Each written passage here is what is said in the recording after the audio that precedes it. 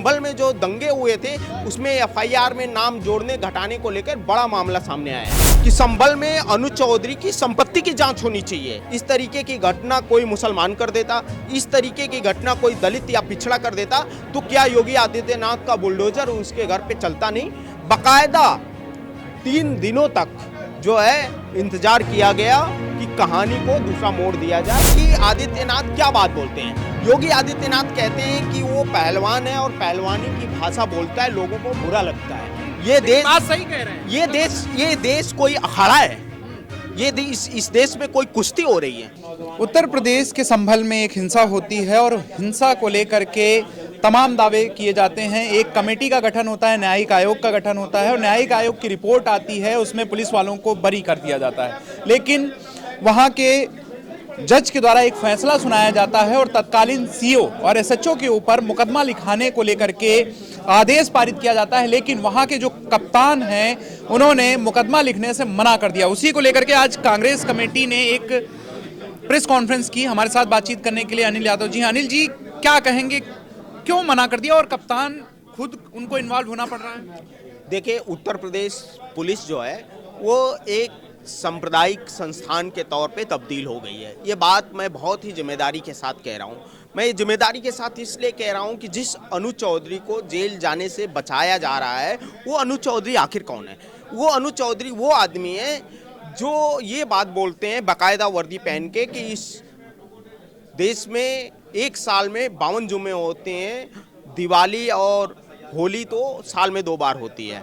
वो अनुज चौधरी हैं जो बाकायदा हिंदू राष्ट्र बनाने की जो यात्रा निकलती है, रैलियों में आप देख सकते हैं, वो शामिल होते हैं। आपने अनुज चौधरी के उस बयान के शामिल हो। एक सवाल आपसे पूछ रहा हूं, माफी चाहता हूं कि जो बयान आप कोट कर रहे हैं उसी बयान को लेकर के मुख्यमंत्री जी से जब सवाल पूछा जाता है तो मुख्यमंत्री जी का साफ कहना है कि वो पहलवान रहे हैं, उनके कहने के तरीके में गलती हो सकती है लेकिन उनका बयान गलत नहीं है। वो तो पूरा साथ दे रहे हैं। नहीं, योगी आदित्यनाथ क्या बात बोलते हैं? योगी आदित्यनाथ कहते हैं कि वो पहलवान है और पहलवानी की भाषा बोलता है, लोगों को बुरा लगता है।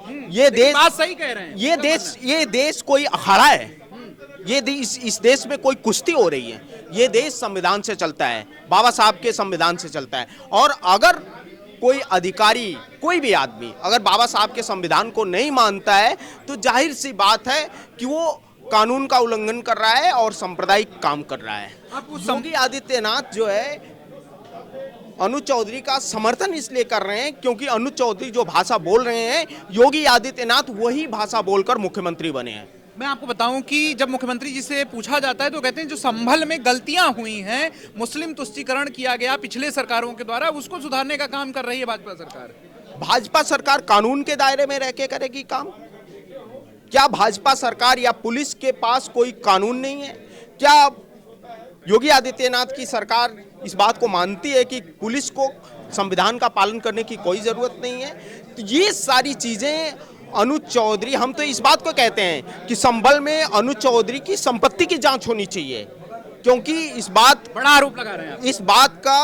इस बात का बहुत सारे जनमानस में ये बात आई है कि अनुज चौधरी की संपत्ति की जांच होनी चाहिए क्योंकि संभल में जो दंगे हुए थे उसमें एफआईआर में नाम जोड़ने घटाने को लेकर बड़ा मामला सामने आया है। मेरठ में अभी घटना घटित हुई, एक युवती को किडनैप किया जाता है पुलिस प्रशासन के द्वारा। जब पकड़ा जाता है तो आरोपी कहता है कि हम लोग आपसी सहमति से गए थे। और भी कई सारी घटनाएं हैं, कानपुर की घटना है। योगी सरकार लगातार दावे कर रही है कि जो कानून व्यवस्था है वो सरकार में मजबूत हुई है, लेकिन घटनाएं कुछ और बयां कर रही है। कांग्रेस इसको लेकर के क्या प्लान कर रही है? देखिए, जो मेरठ की घटना है, मेरठ की घटना बिल्कुल साफ है। मेरठ की घटना को भारतीय जनता पार्टी के नेता और उनकी पुलिस मिलकर 2 दिन तक उस परिवार पे दबाव बनाया कि इस तरीके का कोई प्रेम प्रसंग का मामला आ जाए। इसके पहले भी हम लोग, जब ये पूरी घटना हुई थी, जब हत्या हो गई थी उस महिला की, एक दलित महिला की, तब हम लोग ये कह रहे थे कि पुलिस मीडिया से मिलकर या तमाम लोगों से मिलकर परिजनों के ऊपर दबाव डालकर इस तरीके की कहानी गढ़ रही है। पूरे प्रदेश में अगर इस तरीके की घटना कोई मुसलमान कर देता, इस तरीके की घटना कोई दलित या पिछड़ा कर देता तो क्या योगी आदित्यनाथ का बुलडोजर उसके घर पे चलता नहीं? बकायदा 3 दिनों तक जो है इंतजार किया गया कि कहानी को दूसरा मोड़ दिया जाए। ये एक तरीके का सातिरानापन है जो सरकार बार बार करती रहती है। कल मायावती जी का जन्मदिन था। मायावती जी ने एक बयान दिया कि बसपा का गठबंधन किसी के साथ नहीं हो रहा है। अगर जो लोग ये भ्रम पाले बैठे हुए हैं कि बसपा किसी के साथ गठबंधन कर रही है तो उनके दरवाजे बंद हैं। वहीं रविदास मल्होत्रा हैं जो मध्य के विधायक हैं, उन्होंने आप पार्टी के ऊपर मतलब आपकी पार्टी के ऊपर आरोप भी लगाया कि आप लोग जो है गुलदस्ता लेके गए थे, मायावती जी ने आपको वहाँ मिलने का समय नहीं दिया। क्या कहेंगे गठबंधन के ऊपर? आप लोगों की भी इच्छा है गठबंधन को लेकर? देखिए, गठबंधन का सवाल शीर्ष नेतृत्व तय करता है। हम ये चाहते हैं कि इस देश में दलित हिंसा बढ़ी है, इस देश में बाबा साहब के संविधान पर हमला हुआ है। हम तो ये चाहते हैं कि दलितों के हितों में बहन जी को सड़क पर उतरकर संघर्ष करना चाहिए। गठबंधन की बात रही, गठबंधन की बात शीर्ष नेतृत्व तय करेगा। बहन जी को सबसे पहले दलितों के मुद्दों पर बोलना चाहिए। बाबा साहब की मूर्तियां जगह जगह तोड़ी जा रही हैं, संविधान को तोड़ा मड़ोड़ा जा रहा है, इन सारे मसलों पर संघर्ष करना चाहिए। अंतिम सवाल, असदुद्दीन ओवैसी जो कि एमआईएम के सांसद भी हैं, राष्ट्रीय अध्यक्ष भी हैं, उनका बयान आता है कि एक दिन ऐसा आएगा कि जब हिजाब वाली महिला इस देश की प्रधानमंत्री बनेगी। कांग्रेस पार्टी का क्या रुख है इसके बयान पे? देखिए, ये देश जो है, ये मुल्क आज़ाद है और इस मुल्क में तमाम लोगों को ये हक और अधिकार है कि वो अपनी बात रख सकें।